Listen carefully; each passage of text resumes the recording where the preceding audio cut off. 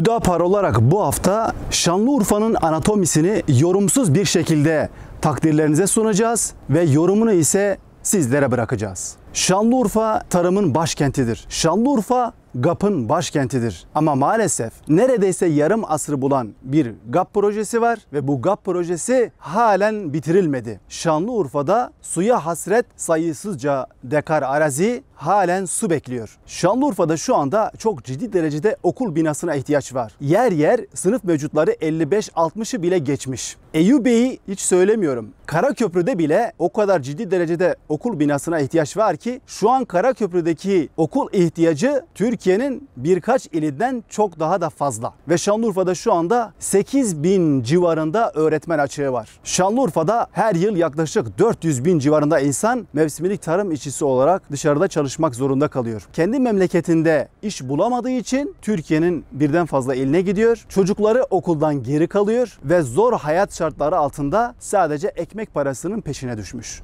Ve bazıları yollarda trafik kazasında can veriyor ya da çocukları sulama kanallarında boğuluyor. Öbür taraftan şehir merkezinde kentsel dönüşüm tam bir kangrene dönüşmüş. Yıllardır her gelen belediye başkanı kentsel dönüşüm projeleri sunar, herkes söz verir ama maalesef kentsel dönüşüm olduğu yerinde kalır. Ve bunun bedelini de maalesef halk ödüyor. Tarım arazileri imara açılırken Şanlıurfa'nın etrafındaki türkülere bile konu olan o dumanlı dağlar halen bomboş duruyor. Karaköprü'de neredeyse asırlık fıstık ağaçları bir bir devriliyor. Onun yerine beton bloklar dikiliyor. Ve Suruç ölüm yolu. Geçen yıl sözleşme imzalanmasına rağmen resmi prosedürü o kadar ağır işliyor ki bir türlü şantiye kurulamıyor ve yol çalışmasına başlanamıyor.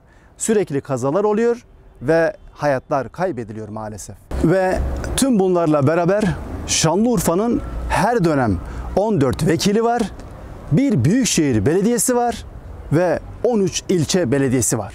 Şimdi diyeceksiniz ki peki bunlar neden oluyor? Yorum sizin, takdir sizin. Kalın sağlıcakla, Allah'a emanet olunuz.